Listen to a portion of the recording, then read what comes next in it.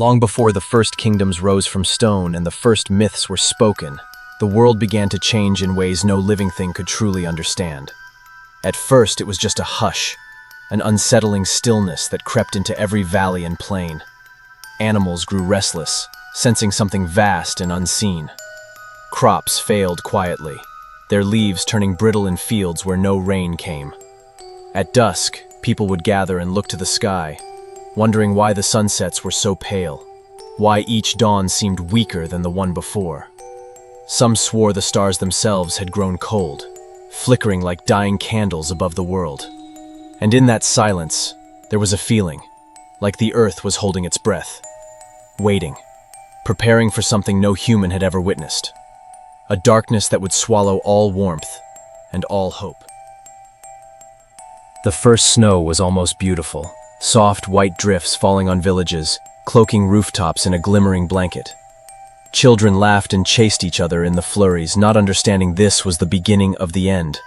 But the days passed, and the snow did not melt.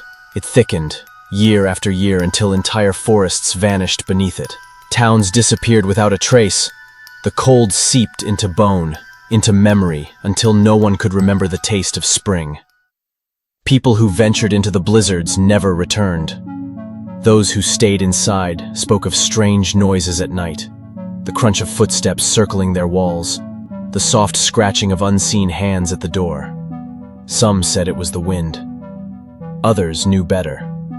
The snow was not only erasing the world, it was alive, watching. In this endless winter, monstrous shadows moved among the drifts.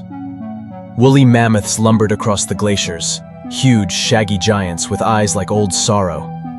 Saber-toothed cats prowled the frozen wastes, their yellow fangs glinting in the pale sun. Dire wolves howled from the darkness, voices echoing off the ice cliffs like mournful spirits. But even these masters of the ancient world were doomed. The cold spared no living thing. Sometimes, hunters would find them frozen upright, eyes wide in terror, bodies preserved as if in a final moment of panic. A reminder that nature had no pity. At night, as the fires sputtered low, the survivors heard the wails of these beasts echoing across the emptiness, an unholy chorus of hunger and despair, a reminder that they were not alone in their suffering. And then the glaciers came. They didn't creep forward, they consumed everything in their path, miles of blue-white death grinding across the land. Forests snapped like matchsticks, hills were swallowed, smoothed into lifeless plains. Sometimes, the ice split open without warning, jagged crevices hundreds of feet deep, yawning like the mouths of buried giants. Anyone who fell inside vanished forever.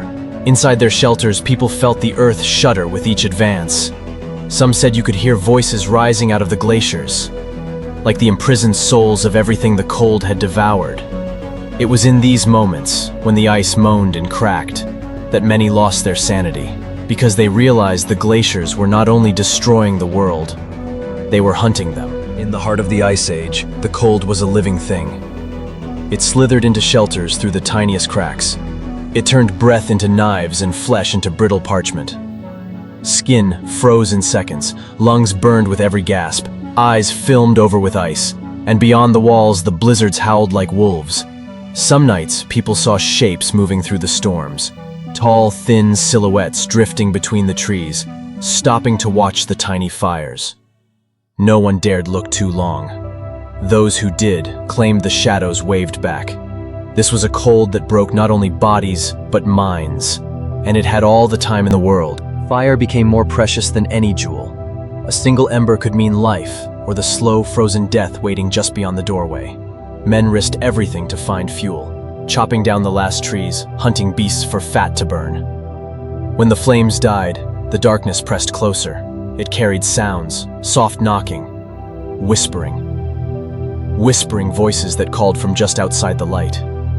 Children wept as the shadows grew bolder, sliding closer with every heartbeat. Some families were found frozen in place, eyes wide, hands reaching toward cold, blackened hearths, their faces locked in expressions of final, unspeakable terror. And every survivor learned the same lesson. In this new world, you did not fear death. You feared the dark. In the depths of this horror, some refused to surrender. They became nomads, tracking the last herds across endless miles of ice. They learned to fish through holes in frozen rivers, to carve weapons from bone and flint. They slept in caves warmed by animal skins and the heat of many bodies. But even here, the darkness found them, creeping through dreams, whispering that the end was inevitable. Parents told stories by firelight to keep hope alive, tales of green lands and golden summers, and every morning they woke to the same nightmare, a white, unending void. Yet somehow, they endured. Because survival was the only rebellion left. Generations passed under the ice. Children grew old having never seen a flower. Entire clans vanished into the snow, leaving only stone circles and charred fire pits as proof they had ever lived. At night, the sky blazed with stars, brilliant icy pinpricks above a dying world. Some believed these lights were the souls of the lost, watching, waiting for the earth to forgive itself. And sometimes, in the blue dusk, you could almost hear them singing. A song no living human could remember, a lullaby for the frozen dead. After millennia of darkness, something shifted. The glaciers stopped their advance. Rivers began to trickle beneath the ice, cutting pathways through the frozen silence. Grass emerged, thin, trembling blades, standing defiantly against the cold. With the thaw came the end of the old monsters. Mammoths, saber-toothed cats, they could not adapt. But humans, shaped by unimaginable suffering, crawled back into the light. They emerged into a world remade, a land scarred and hollow, but alive. And in their eyes burned something that had survived the darkness, hope. Today, we walk in a world of warmth and abundance. We think the ice is gone, but the scars remain, etched into stone and memory. Every winter wind carries the echo of those ancient blizzards, a reminder that nature has never been tame and never will be. When the cold returns, it will not come slowly. It will descend like a judgment, and only those who remember the lessons of the last ice age will stand a chance. Because the earth has tried to erase us before, and someday it will try again.